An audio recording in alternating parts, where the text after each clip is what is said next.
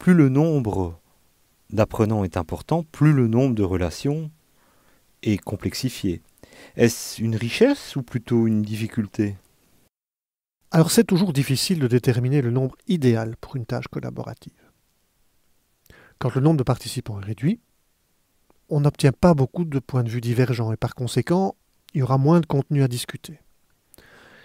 A l'inverse, dans un groupe dont le nombre de participants est trop élevé, il sera difficile de parvenir à une participation équilibrée et de traiter la quantité d'informations qui pourraient être partagées. Comme le montre le tableau, le nombre de canaux de communication et de relations interindividuelles augmente rapidement à mesure que le nombre d'apprenants dans le groupe s'élève.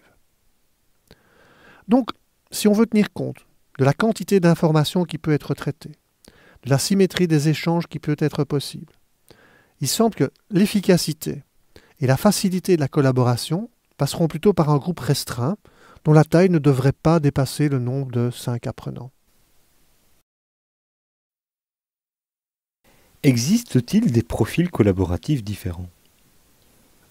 Pour comprendre la manière dont un individu apprend, la typologie développée par Gracha et ses collègues est également utile à considérer, car elle prend en compte la dimension sociale de l'apprentissage. Elle suppose l'existence de 3 dimensions bipolaires complémentaires, l'axe participant versus fuyant, l'axe collaborateur versus compétitif et enfin l'axe indépendant versus dépendant. Le style participant se caractérise par un désir d'apprendre le contenu de cours et de s'engager dans la tâche, alors que le style fuyant témoigne plutôt d'un intérêt réduit pour apprendre et une faible participation lors des activités. En ce qui concerne le style collaborateur, il s'agit, dans ce cas, du plaisir d'interagir avec d'autres, qui est mis en avant, tandis que le style compétitif se caractérise par une motivation extrinsèque importante. Enfin, le style indépendant se traduit davantage par une pensée autonome, une bonne confiance en soi, une capacité de structurer son travail. A l'inverse, le style dépendant est lié au besoin de considérer l'enseignant comme une source d'information qui structure l'apprentissage.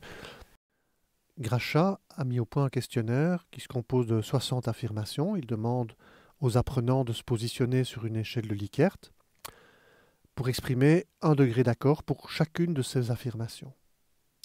Chaque item correspond à un des 6 profils. Et ensuite, un score moyen peut être calculé pour chaque profil quand le questionnaire a été complété. Dans l'exemple suivant, qui provient du travail de thèse de Sandrine Decamps en 2014, nous avons une illustration d'une constitution de groupes raisonnés et de ses effets positifs.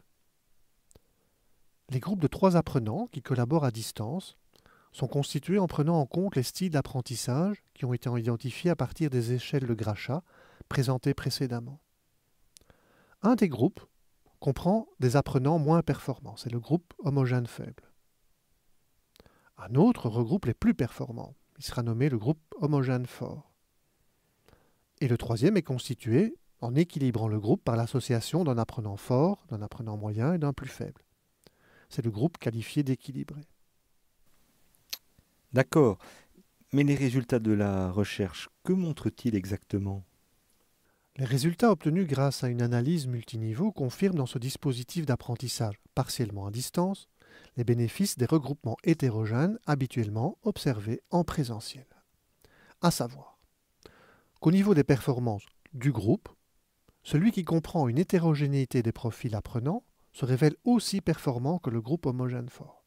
Et encore plus intéressant, à l'intérieur de ces groupes équilibrés, l'individu le plus faible est aussi performant que l'individu le plus fort du groupe. Donc le plus défavorisé au départ est tiré vers le haut grâce à la dynamique insufflée par ses pairs. Comprendre aussi le fonctionnement efficace d'un groupe collaboratif et de nous intéresser au mode de leadership qui s'y exerce. Et quels sont les bénéfices d'un leadership qui stimule l'activité collaborative? Comme vous le voyez sur ce schéma, pour un degré d'autorité peu élevé, c'est l'axe vertical, l'autonomie du groupe est grande, c'est l'axe horizontal. La responsabilisation des membres du groupe conduit à mettre en œuvre un contexte de travail favorable, positif et constructif, dans lequel chacun est responsabilisé, ce qui permet d'aboutir à des résultats de qualité élevés.